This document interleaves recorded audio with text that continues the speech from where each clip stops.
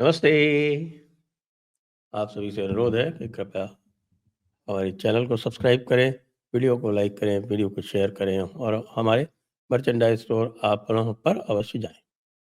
संविधान के लिए बड़ी-बड़ी बातें बोली गई कांग्रेस की ओर से और उन्होंने कहा कि साहब इस समय भय का वातावरण है देश में और जो प्रधानमंत्री हैं वो डिक्टेटर हैं, वैसे भी कहते रहते हैं कि साहब के प्रधानमंत्री फैसिस्ट है इत्यादि। लेकिन कल उन्होंने एक बड़ा काम और भी किया कि पुष्पा के स्टार अल्लू अर्जुन उनको कल गिरफ्तार कर लिया आंध्र प्रदेश में, जहां कांग्रेस की सरकार। कैसे गिरफ्तार कर लिया? सवेरे सवेरे जाके और उनके बेडरूम के अंदर घुस के और उनको कपड़े भी ना बदलने देने की इजाजत करके कि साहब कपड़े भी नहीं बदल सकते आप, उनको केवल एक गिलास पानी और एक कप चाय इतना उनको पीने की अनुमति देके और उनको वहां से ले गए पुलिस स्टेशन पर। और पुलिस स्टेशन पे ले जाया के उसके बाद फिर 14 दिन का जुडिशियल रिमांड ले लिया मजिस्ट्रेट से। वो तो भला हो तेलंगाना हाई कोर्ट का। तेलंगाना हाई कोर्ट ने 4 बजे इमरजेंसी हियरिंग करके और उनको इंटरिम बेल दे दी 4 हफ्ते। तो इंटरिम बेल में बहुत ज़्यादा चीज़ें देखनी नहीं होती हैं, तो इंटरिम बेल तुरंत दी जा सकती है। तो इंटरिम बेल तो उन्होंने तुरंत दे दी इसको।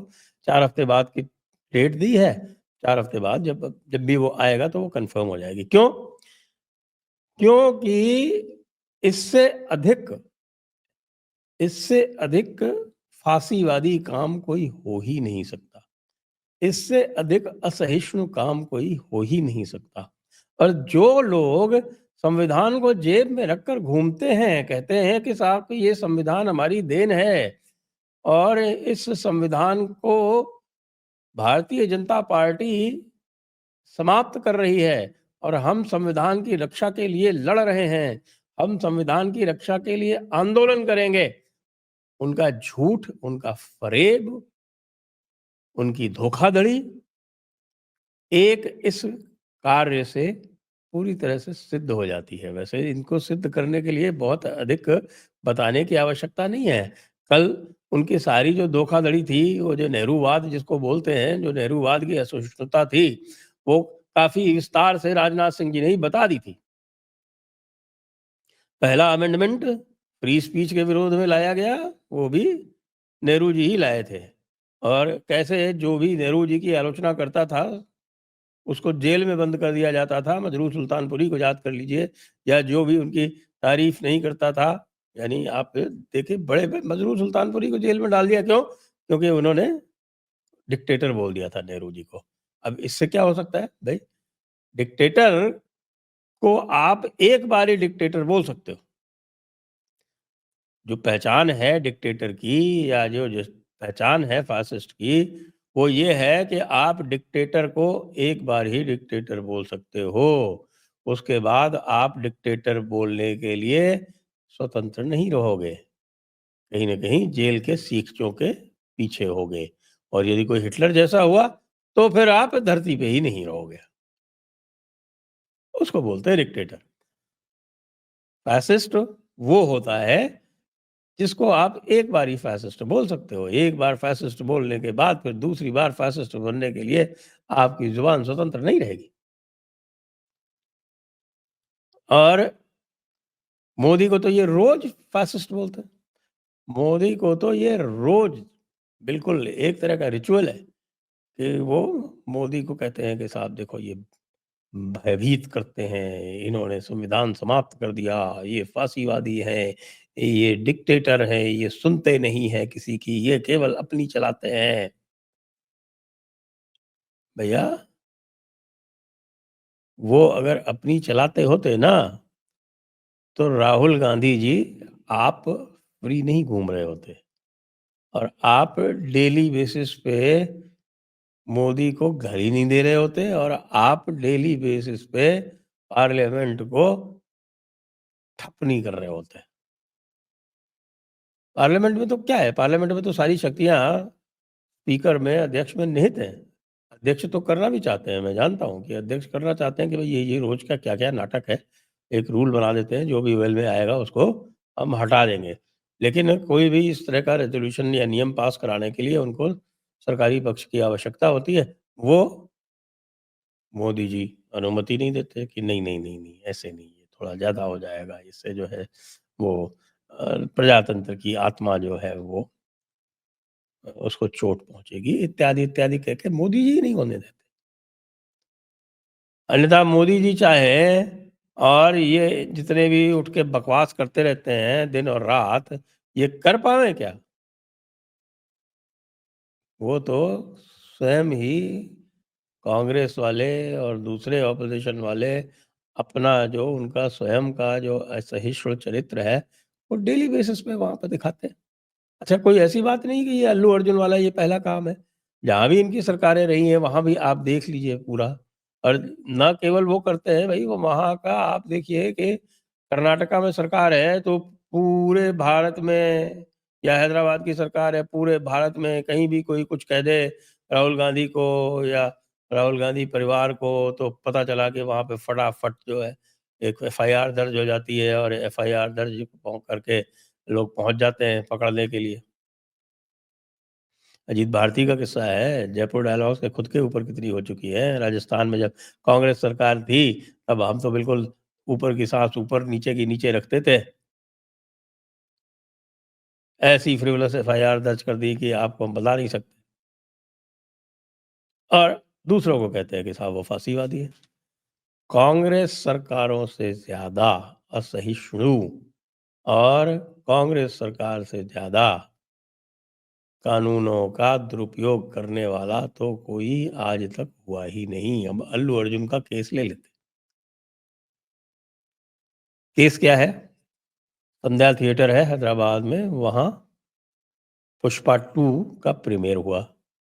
पुष्पा 2 के प्रीमियर में जो कास्ट थी, स्टार कास्ट, यानी कि रश्मि मंदान्ना और अल्लू अर्जुन और बाकी जो और लोग थे, उनको भी बुलाया गया। प्रोड्यूसर जो है इनके पिताजी हैं, अल्लू अरविंद। तो अब अल्लू अरविंद कौन है? अल्लू अरविंद जो है वो पवन कल्याण के भाई लगते हैं। यानी कि अल्लू अर्जुन जो है वो पवन कल्याण के भतीजे हैं। पवन कल्याण जो है वो हिंदू एकता का कार्य पूरे दक्षिण भारत में कर रहे हैं। बहुत ही सफलतापूर्वक उन्होंने आंध्र में कर लिया है, और अब तेलंगाना में वो अपना जो ये हिंदू एकता का संदेश है वो प्रसारित कर रहे हैं। पवन कल्याण का महाराष्ट्र चुनाव में भी जो तेलुगु भाषी, यानी कि तेलंगाना से जो लगता हुआ जो पूरा क्षेत्र था, विशेषकर जो निज़ाम का क्षेत्र था, वहाँ उनकी बातों का बड़ा अच्छा प्रभाव भी पड़ा। वहाँ उनकी बड़ी ज़बरदस्त मीटिंग्स हुई। तो ये पवन कल्याण से, अल्लू अर्जुन से, इनसे दुश्मनी निकालने के लिए रेवंत रेड्डी को वही दिन मिला जिस दिन संविधान की बात हो रही है पार्लियामेंट में। यानी इससे बड़ा ढोंग और क्या हो सकता है? लोग ये भी कह रहे हैं कि साहब कि अल्लू अर्जुन जो है वो कोई कहीं पर कोई उनका इंटरव्यू हो रहा था, या कोई बातचीत हो रही थी, या कहीं प्रेस कॉन्फ्रेंस थी, जो भी था, मुझे एग्ज़ैक्टली पता नहीं क्या था। वहाँ पर वो तेलंगाना के मुख्यमंत्री का नाम भूल गए, नाम भूल गए। तो भाई तेलंगाना के मुख्यमंत्री का नाम तेलंगाना के ही कितने लोगों को याद होगा, ज़रा हमें बताएँ? और तेलंगाना के जो मुख्यमंत्री हैं वो तो भाई वैसे भी अखिल भारतीय विद्यार्थी परिषद से आए हैं। वहाँ तो इस तरह की असहिष्णुता नहीं सिखाई जाती, जहाँ तक मेरी जानकारी में है। तो उनको इतनी आपत्ति हो गई कि उनका नाम नहीं लिया, तो उन्होंने अल्लू अर्जुन को सीधे उठा के अरेस्ट कर लिया। और क्या कर लिया अरेस्ट करके? कोई भी जानता है कि संध्या थिएटर में जो कुछ हुआ उसके लिए आप अल्लू अर्जुन को अरेस्ट नहीं कर सकते, क्योंकि वो संध्या थिएटर का मैनेजमेंट नहीं देखते। एक बहुत सीधा-साधा एक सिद्धांत है क्रिमिनल लॉ का, और वो ये है कि क्रिमिनल लॉ में वाइकेरियस लायबिलिटी नहीं होती। छोटे से छोटा व्यक्ति भी जानता है और यदि एक आईपीएस ऑफिसर नहीं जानता, जिसने भी इस अरेस्ट का ऑर्डर किया, तो उसको डिसमिस कर देना चाहिए। There is no vicarious liability in criminal law. ये भारत का सिद्धांत है, यही कॉमन लॉ का सिद्धांत है। इतना भी नहीं पता और पुलिस में बैठे हुए हैं। वो बेचारा इंस्पेक्टर तो अल्लू अर्जुन को अरेस्ट करने अपने आप नहीं जा सकता। जो कोई भी थोड़ा बहुत भी जानता है व्यवस्था को, वो जानता है कि साहब के ऊपर से ही आदेश आया होगा, तो ऊपर से आदेश देने वालों को ये नहीं सूझा, ये नहीं बता सकते थे कि साहब ये नहीं टिकेगा, 1 दिन भी नहीं टिकेगा, इमीडिएटली ज़मानत हो जाएगी और वही हुई। अल्लू अर्जुन को, पवन कल्याण को, तो इससे एक प्रकार से एक प्रतिष्ठा ही बढ़ी उनकी। और अब कांग्रेस वालों से हम बात करेंगे, अगला दिन आने दो ज़रा।